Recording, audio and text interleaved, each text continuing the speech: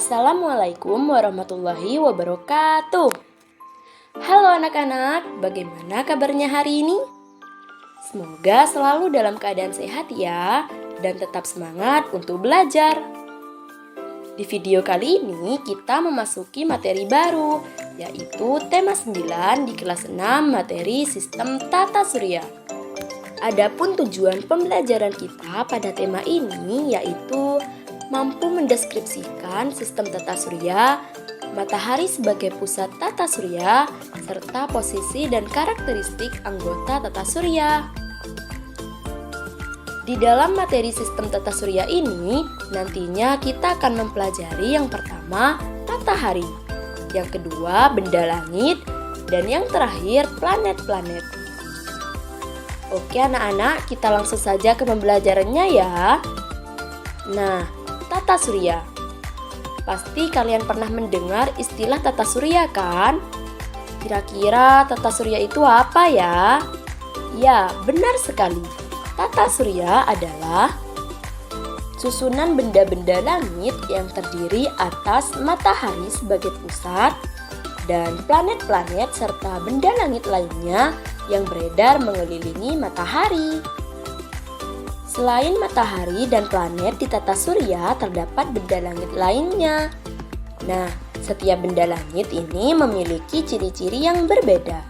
Bagaimanakah ciri-ciri benda langit tersebut? Dapatkah kita melihat benda langit dari bumi? Nah, berikut ini kita akan bahas ya.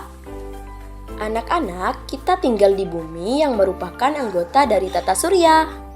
Sebenarnya, tata surya kita hanyalah sebagian kecil dari galaksi.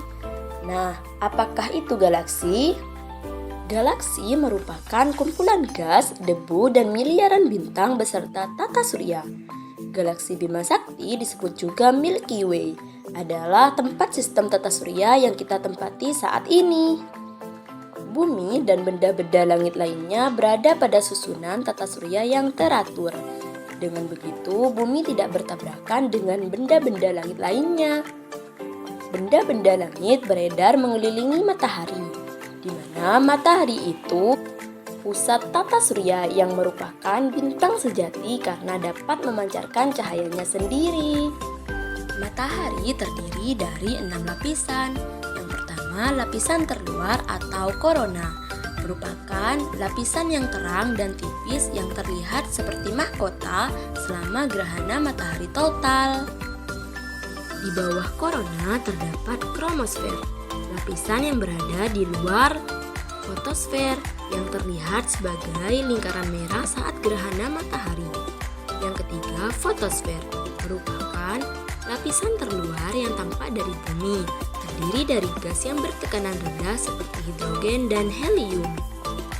Yang keempat ada lapisan konvektif, di mana energi matahari dihantarkan melalui pergerakan materi panas yang naik ke atas dan dingin yang turun. Ini terjadi karena adanya perbedaan suhu yang signifikan antara bagian dalam dan permukaan matahari. Yang kelima ada lapisan radiatif. Lapisan radiatif terletak di bawah lapisan konvektif dan berfungsi sebagai lapisan di mana energi matahari dihantarkan melalui radiasi. Yang terakhir ada lapisan inti, yang merupakan pusat terpanas dari matahari, di mana reaksi fusi nuklir terjadi secara terus-menerus. Selanjutnya, komet. Komet adalah salah satu benda langit yang memiliki inti dari batu dan air. Inti komet ini dikelilingi oleh koma, yaitu sebuah lingkaran gas dan debu yang menyelimuti inti komet. Koma ini terbentuk ketika komet mendekati matahari dan panasnya menyebabkan es di dalam inti komet menguap, melepaskan gas dan debu keluar. Ketika kita sedang memandangi langit malam yang cerah bertabur bintang, mungkin kita akan melihat bintang jatuh yang bergerak begitu cepat. Tetapi, benarkah itu benar-benar bintang yang jatuh? Mengapa disebut bintang jatuh? Sebuah bintang jatuh sebenarnya adalah nama lain untuk meteoroid. Meteoroid tersebut terbakar saat mencoba memasuki atmosfer bumi. Jadi bintang jatuh bukanlah bintang sama sekali. Tidak ada bintang yang dapat jatuh. Meteoroid adalah benda kecil yang ada di luar angkasa. Ukuran meteoroid mulai dari sebutir pasir hingga berdiameter sebesar 10 meter. Meteoroid disebut sebagai bintang berekor. Ketika meteoroid memasuki atmosfer bumi, ia akan membentuk ekor terang di belakangnya. Ekor atau garis terang di belakangnya disebabkan oleh meteoroid yang bergesekan dengan atmosfer bumi. Gesekan dengan atmosfer ditambah kecepatan yang tinggi ketika meteoroid memasuki bumi menyebabkan suhunya naik dan membuatnya berpijar. Meteoroid yang berpijar tersebut tampak dari bumi seperti bintang yang bergerak atau bintang jatuh. Masih ingatkah kamu apa itu asteroid? Asteroid mempunyai ukuran yang lebih kecil dibanding planet, tetapi berukuran lebih besar dibandingkan meteoroid. Asteroid seringkali dianggap sebagai sisa-sisa planetesimal, yaitu benda-benda langit yang gagal berkembang menjadi planet selama fase awal pembentukan tata surya, sekitar 4,6 miliar tahun yang lalu. Dalam tahap awalnya, asteroid mungkin telah berusaha untuk berkembang menjadi planet. Namun, karena gangguan gravitasi dari Jupiter, planet-planet besar lainnya atau faktor lainnya, pertumbuhan mereka terhambat. Akibatnya, asteroid terus berputar di sekitar matahari sebagai sisa-sisa materi yang tersisa dari proses pembentukan tata surya. Selanjutnya adalah planet. Planet adalah benda langit yang tidak bisa menghasilkan cahaya sendiri, tetapi dapat memantulkan cahaya matahari. Planet dibedakan menjadi dua, yaitu planet dalam dan planet luar. Menurut International Astronomical Union, sebuah benda langit dikatakan planet apabila yang pertama harus mengorbit sebuah bintang atau matahari. Kedua, harus cukup besar untuk memiliki gaya gravitasi agar tetap bisa berada di lintasan.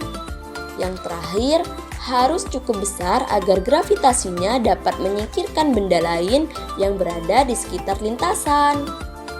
Planet yang pertama adalah Merkurius. Merkurius merupakan planet terdekat dengan matahari dengan jarak sekitar 58 juta kilometer. Meskipun sulit terlihat dari bumi karena cahaya matahari, observasi terbaik sering dilakukan saat senja atau fajar.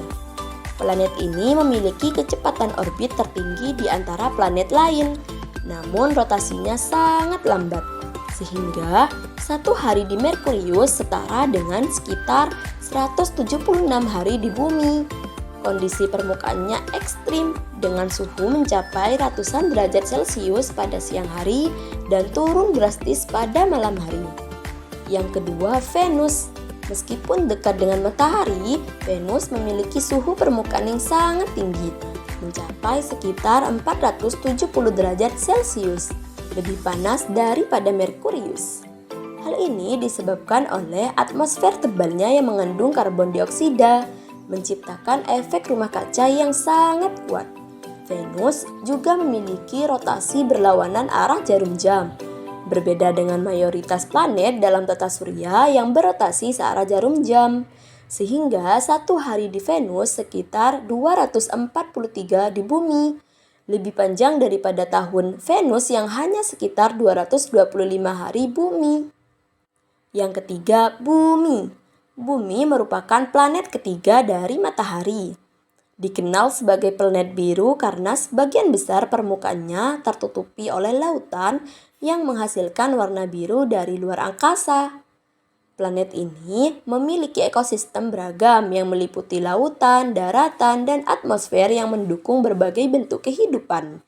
Atmosfer bumi terdiri dari beberapa lapisan yang unik, dimulai dari ekosfer yang melindungi planet dari radiasi matahari, diikuti oleh termosfer, mesosfer, stratosfer, dan troposfer, masing-masing dengan komposisi gas dan sifat yang berbeda. Yang keempat, planet Mars, juga dikenal sebagai planet merah, berada di posisi keempat dari matahari. Warna merahnya disebabkan oleh kandungan besi oksida di permukaan. Meskipun memiliki durasi hari yang mirip dengan bumi, Mars memiliki dua kutub yang diselimuti lapisan es. Suhu rata-ratanya sekitar 63 derajat Celcius di bawah nol, disebabkan oleh jaraknya yang lebih jauh dari matahari daripada bumi. Yang kelima, Jupiter. Jupiter merupakan planet kelima dari matahari. Jupiter merupakan planet terbesar di tata surya kita. Dengan ukurannya yang besar, Jupiter memiliki massa yang jauh lebih besar daripada semua planet lainnya yang mengelilingi matahari. Dalam hal suhu, Jupiter memiliki suhu yang sangat rendah, dengan suhu permukaan yang bisa mencapai kurang lebih minus 100 derajat Celcius. Planet ini terutama terdiri dari gas dengan komposisi utamanya terdiri dari hidrogen dan helium. Yang keenam, Saturnus. Saturnus merupakan planet keenam dalam tata surya kita. Terkenal karena cincinnya yang sangat spektakuler. Terdiri dari ribuan lingkaran partikel bebatuan, debu, dan es yang mengelilingi planet tersebut. Selain cincinnya, Saturnus adalah gas raksasa dengan komposisi utama gas-gas seperti hidrogen dan helium. Rotasinya yang cepat menyebabkan pembengkakan pada bagian ekuator, membuat kutubnya tampak lebih datar daripada planet lain. Planet ini memiliki banyak satelit, termasuk Titan yang merupakan salah satu satelit terbesar di dalam tata surya dengan atmosfer relatif tebal. Yang ketujuh, Uranus. Uranus merupakan planet ketujuh dalam tata surya kita, memiliki poros rotasi yang miring, menyebabkan musim yang ekstrim di mana salah satu kutubnya mengalami 42 tahun siang dan 42 tahun malam. Selain itu, suhu permukaannya yang mencapai minus 212 derajat Celcius disebabkan oleh atmosfer yang terdiri terutama dari hidrogen dan helium dengan kandungan es dan es amonia yang memberikan warna biru kehijauan khas Uranus. Yang terakhir, Neptunus. Neptunus merupakan planet terjauh dari matahari. Terlihat berwarna biru gelap karena gas metana di atmosfernya. Mirip dengan planet lainnya dalam kategori raksasa gas. Neptunus tidak memiliki permukaan padat yang jelas. Atmosfernya terdiri terutama dari hidrogen, helium, dan sedikit metana, menimbulkan aktivitas badai besar seperti The Great Dark Spot dan Scooter, yang memberikan wawasan tentang dinamika atmosfer planet ini. Satelit terbesarnya adalah Triton, bergerak dalam arah berlawanan dengan rotasi planet, menandakan asalnya yang kemungkinan merupakan benda yang tertangkap oleh gravitasi.